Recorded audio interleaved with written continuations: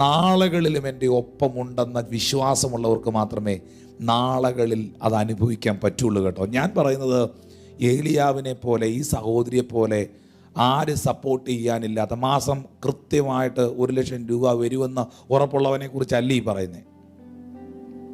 അവനെക്കുറിച്ചല്ല ഈ പറയുന്നത്. പ്രാർത്ഥിച്ചാൽ എന്നാ, പ്രാർത്ഥിച്ചില്ലേ എന്നാ, വരാനുള്ളത് വഴിയെ തങ്ങുകയില്ല, ആട്ടോ വിളിച്ചായാലും വന്നേക്കും എന്ന ചിന്തയുള്ളവനെ കുറിച്ചല്ല ഈ പറയുന്നത്. നാളെ എങ്ങനെയെന്ന് അറിയാതിരിക്കുമ്പോൾ, എൻ്റെ ഭാവി എന്തെന്നറിയാതിരിക്കുമ്പോൾ, എൻ്റെ ജീവിതം എന്തെന്നറിയാതിരിക്കുമ്പോൾ, എന്നെ ആര് സ്നേഹിക്കും, ആര് കരുതുമെന്നറിയാതിരിക്കുമ്പോൾ, കർത്താവ് എല്ലാം അവസാനിക്കുമോ എന്ന ചിന്തകൾ എൻ്റെ ചിന്തയിൽ ഭരിക്കുമ്പോൾ, എൻ്റെ ബുദ്ധി അത് അടക്കി വാഴുമ്പോൾ, അതിൻ്റെ നടുവിലും ഇന്നലകളിൽ ഇന്ന് എന്നെ കരുതിയ ദൈവം നാളെയും എൻ്റെ ദൈവമാണ്, ഈ ദൈവം ഇന്നും എന്നേക്കും എൻ്റെ ദൈവമാണെന്ന് ഉറപ്പുള്ളവർ വിജയിക്കും. കഷ്ടതകളിലും അവർ തളരില്ല. ഈ സഹോദരിക്ക് ഭയങ്കര ഒരു പ്രശ്നമുണ്ടായി. ഞാനത് ആ വിഷയത്തിലോട്ടാണ് വരുന്നത്. കലത്തിലെ മാവ് വർദ്ധിച്ചു, കലശത്തിൽ എണ്ണയും വർദ്ധിച്ചു. ഭയങ്കര സന്തോഷമുണ്ട് ആ വീട്ടിൽ. ചുറ്റുപാടുമുള്ള എല്ലാ വീടുകൾക്കകത്തും, ചുറ്റുപാടുമുള്ള പല ഭവനത്തിനകത്തും ഭക്ഷണം ഇല്ലാതിരിക്കുമ്പോൾ, പ്രതിസന്ധികളായി ഞെരുങ്ങിക്കൊണ്ടിരിക്കുമ്പോൾ, പ്രവാചകന് അപ്പമുണ്ടാക്കി കൊടുത്ത, പ്രവാചകന് അടയുണ്ടാക്കി കൊടുത്ത ദൈവത്തിൻ്റെ അഭിഷിക്തനെ മാനിച്ച ആ കുടുംബത്തിൽ സമൃദ്ധി വെളിപ്പെട്ടു. സമൃദ്ധി വെളിപ്പെട്ടു. മറന്നു പോകരുത്, നിങ്ങളുടെ പ്രതിസന്ധി ഘട്ടത്തിൽ, നിങ്ങളുടെ പ്രതികൂല നാളുകളിൽ, നിങ്ങളുടെ ഒറ്റപ്പെടലിൻ്റെ വേളകളിൽ നിങ്ങളെ ദൈവകൃപയിലേക്ക് നയിച്ച ഏലിയാവുമാരെ, ആ ഏലിയാവെന്ന ദൈവപുരുഷൻ നിന്റെ വീട്ടിലോട്ട് വന്നില്ലായിരുന്നെങ്കിൽ, ആ വ്യക്തിയുമായി ദൈവം നിന്നെ കണക്ട് ചെയ്തില്ലായിരുന്നെങ്കിൽ, നീ ഭൂമി പോലും കാണുകയില്ലെന്നുള്ള സത്യം തിരിച്ചറിഞ്ഞ് ദൈവത്തോടും മനുഷ്യരോടും നന്ദിയുള്ള ദൈവമക്കൾക്കായി ഞാൻ കർത്താവിനെ സ്തുതിക്കുന്നു.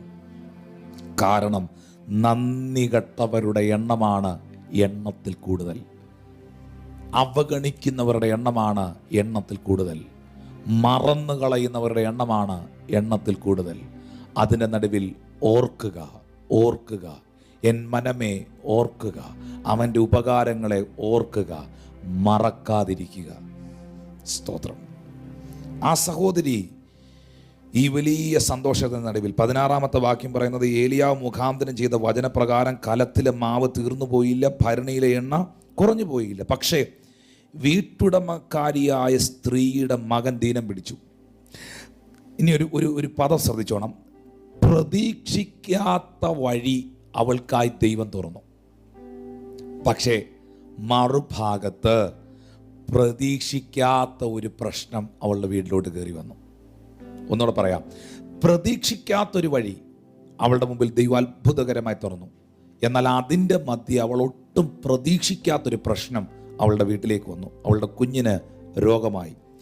ദീനം കടുത്തിട്ട് അവനിൽ ശ്വാസം ഇല്ലാതെയായി. എന്താണ് അതിൻ്റെ അർത്ഥം? മരിച്ചുപോയി. ശ്വാസം പോയെന്ന് പറഞ്ഞാൽ മരിച്ചുപോയി. അവൾ ഏലിയാവിനോട്, ദൈവപുരുഷനെ, എനിക്കും നിനക്കും തമ്മിൽ എന്ത്? എൻ്റെ പാപം ഓർമ്മിപ്പിക്കേണ്ടതിന് എൻ്റെ മകനെ കൊല്ലേണ്ടതിനും ആകുന്നുവോ എൻ്റെ അടുക്കൽ വന്നതെന്ന് പറഞ്ഞു. ഇതാണ് മനുഷ്യൻ്റെ മറ്റൊരു പ്രശ്നം. ചാകാൻ നിന്നവൾ രാത്രി ആത്മഹത്യ ചെയ്യായിരുന്നവളാ. അന്ന് രാത്രി 2 എണ്ണവും തീരേണ്ടതാ. ആ സമയത്താണ് ദൈവവചനം അനുസരിച്ച് ദൈവവാക്ക് കേട്ട് ഏലിയാവും ആ സ്ഥലത്ത് ചെന്ന് അവൾക്ക് വേണ്ടി പ്രാർത്ഥിച്ചതും അവിടെ ഒരു വലിയ മിറക്കൽ നടന്നതും അവളുടെ കുടുംബത്തെ കംപ്ലീറ്റ് റിസ്റ്റോർ ചെയ്തു, നേടിയെടുത്തു, ദൈവകൃപയിലേക്ക് കൊണ്ടുവന്നു. പക്ഷേ അടുത്തൊരു പ്രശ്നം വന്നപ്പോൾ പ്രാർത്ഥിച്ചവനെ ചീത്ത വിളിക്കുന്ന കണ്ടോ, പ്രാർത്ഥിച്ചവനെ സംശയിക്കുന്ന കണ്ടോ, പ്രാർത്ഥിച്ചാളിനെ വിമർശിക്കുന്ന കണ്ടോ? ദൈവപുരുഷനെ, എനിക്ക് നിനക്ക് തമ്മിൽ കണ്ട പരിചയം പോലും ഇല്ല. Praise God. എനിക്ക് നിനക്ക് 2 വിറകും പിറക്കി അല്പം എണ്ണയും കുപ്പിക്കകത്ത് പിടിച്ച് സഞ്ചിയും പിടിച്ച് സൈഡേ നിന്നതാ. അന്ന് രാത്രി തീർന്നു കൊണ്ടായിരുന്നു. ആ സമയത്താണ് അഭിഷിക്തനുമായിട്ട് കണക്റ്റഡായ, അല്ലെ തീർന്നേനെ. അതൊന്നും ഇപ്പോൾ ഓർക്കുന്നില്ലെന്നറിയാം. ഓർക്കണ്ട. പക്ഷെ ദൈവം ഓർക്കാൻ സമയം തരും. ഓർക്കാൻ സമയം തരും. എല്ലാ വ്യക്തികളും അറിയേണ്ട ഒരു കാര്യം, ദൈവത്തിൻ്റെ ഹാർഡ് ഡിസ്ക് എന്ന് പറയുന്നത്, മെമ്മറി എന്ന് പറയുന്നത് ചെറുതൊന്നും അല്ല കേട്ടോ. ഓർത്ത് വെച്ച് കണക്ക് തീർക്കും.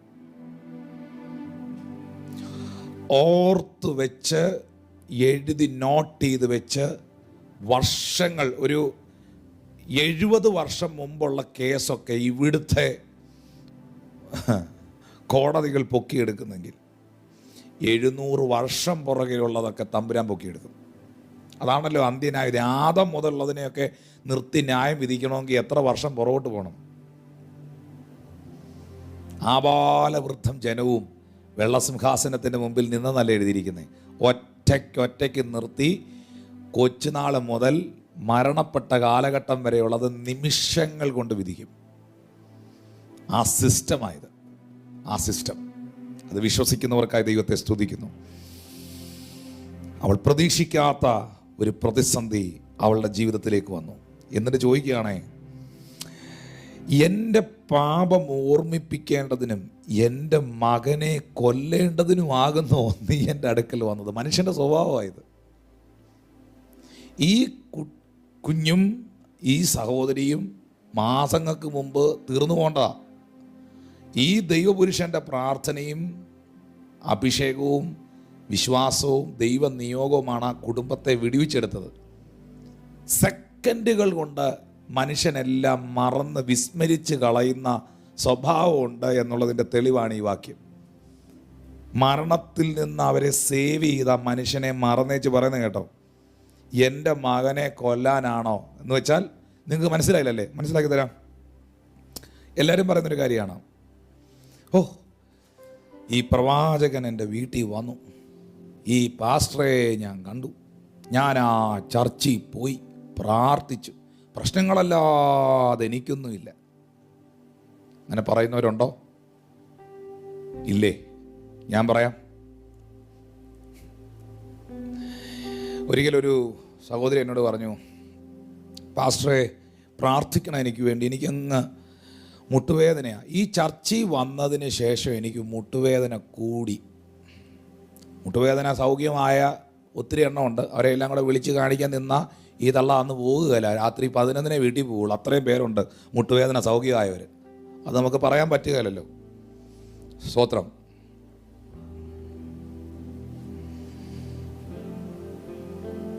ഞാൻ പറഞ്ഞു, നിങ്ങളൊരു ഹോസ്പിറ്റലിൽ ഒരു ഡോക്ടറെ കാണാൻ പോകുമ്പം അതിൻ്റെ വാതിലിൽ ഒരുപാട് രോഗികൾ കാണും. ഇപ്പോൾ ഓർത്തോ എല്ല് സംബന്ധമായ ഡോക്ടറെ കാണാൻ പോകുന്നെങ്കിൽ, ഓർത്തോ ഡോക്ടറെ കാണാൻ പോകുന്നെങ്കിൽ അങ്ങോട്ട് ചെന്ന് നോക്കിയേ, എത്ര എണ്ണം ടോക്കൺ എടുത്ത് അവിടെ ഇരിക്കുന്നതെന്നറിയോ? എല്ലാവരും ചർച്ചയിൽ വരുന്നവരാണോ? മുട്ടുവേദനയുള്ളവരെല്ലാം.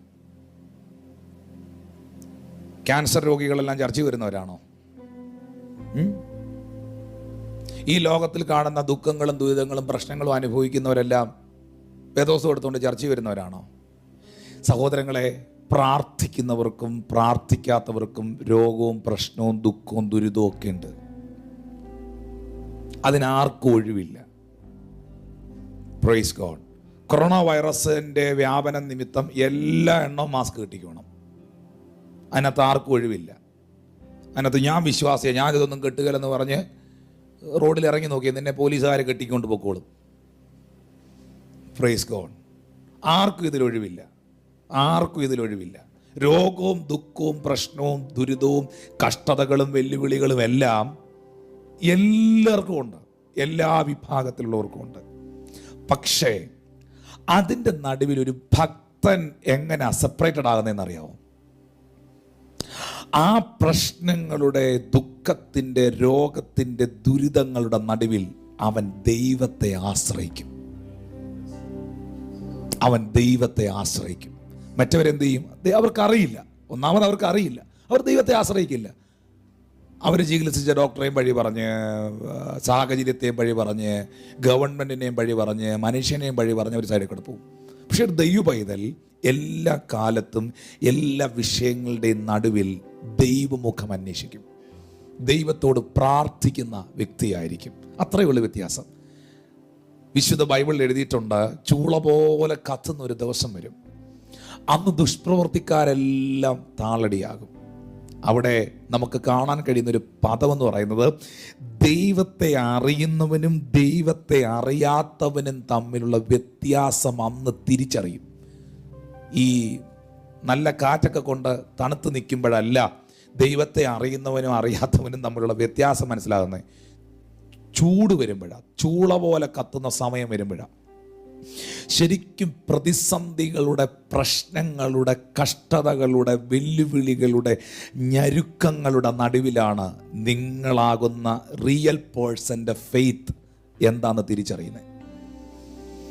പ്രശ്നങ്ങളുടെ, പ്രതിസന്ധികളുടെ മുൻപിലുള്ള നിങ്ങളുടെ ആറ്റിറ്റ്യൂഡ്, നിങ്ങളുടെ പ്രതികരണമാണ് നിങ്ങളെ മനസ്സിലാക്കി തരുന്നത്. സ്തോത്രം.